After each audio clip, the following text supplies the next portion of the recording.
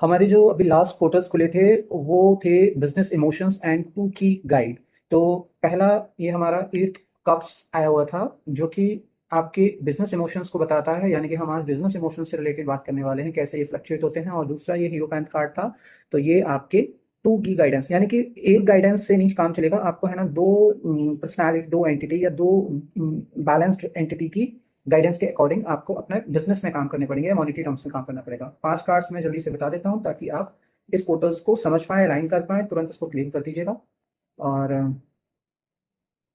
पहला 6, यानी कि आप है ना जिस तरह की सक्सेस और जो टीम चाहते हैं वो आपको आपके इमोशंस को बैलेंस करें। आप अगर सही से है ना उस चीज़ के इमोशंस की गाइडेंस को अगर फॉलो करें तो डेफिनेटली आप चीज़ें पाएँगे। यानी कि आपको पॉजिटिव, नेगेटिव दोनों का जो एक बैलेंस कॉम्बो होता है, यानी न्यूट्रल कॉम्बो, वो आपको है ना देखना पड़ेगा। इससे आपकी जो टीम है वो आपको बहुत अच्छे से मिलेगी और आपका सक्सेसफुल भी रहेगा।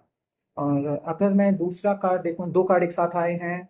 पहला है ट्रांसफॉर्मेशंस, यानी कि मेजर ट्रांसफॉर्मेशंस पे मैं बात करूँगा, और द स्ट्रेंथ कार्ड, यानी कि आपके अंदर इतना मजबूती होनी चाहिए इमोशनल कि आप कोई भी डिसीजन लेते हुए आपको कोई अंदर है ना ज़्यादा प्रॉब्लम क्रिएट ना हो, और आप गाइडेंस के अकॉर्डिंग चीज़ों को समझ पाएँ कि प्रैक्टिकली है ना जो डिसीजंस हैं आपके वो सही हैं, तो वो स्ट्रेंथ आपके अंदर दिखनी चाहिए।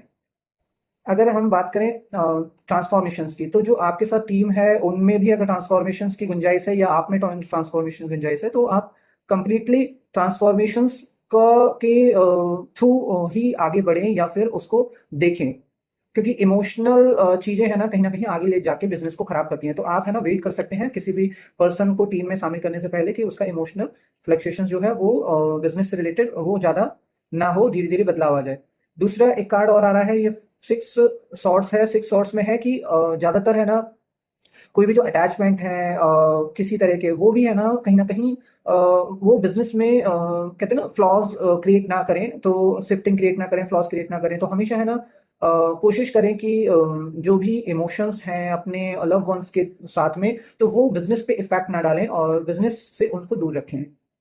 एक कार्ड और आ गया, ये भी है ना बैलेंस है। कम्युनिकेशंस है ना आप बहुत बैलेंस तरीके से रखें और बहुत प्रैक्टिकली रखें। दोनों है ना सिचुएशंस, ऐसा नहीं है कि मान लीजिए अगर फैमिली के इमोशंस हैं या फिर बिज़नेस इमोशंस हैं, तो दोनों में आप है ना केवल बिज़नेस इमोशंस को ही कंसीडर करें। आपको है ना फैमिली और बिज़नेस इमोशंस का कैसे है ना आपस में कॉम्बो बन सकता है, कैसे रास्ते निकल सकते हैं, तो ये आपको देखना है। तो आप मुझे बताइएगा कि ये आपके पोर्टल्स आप कितनी जल्दी आपने क्लेम किए और आपको क्या नेक्स्ट 24 टू 48 आवर्स में फ़ायदा मिल रहा है। Thank you.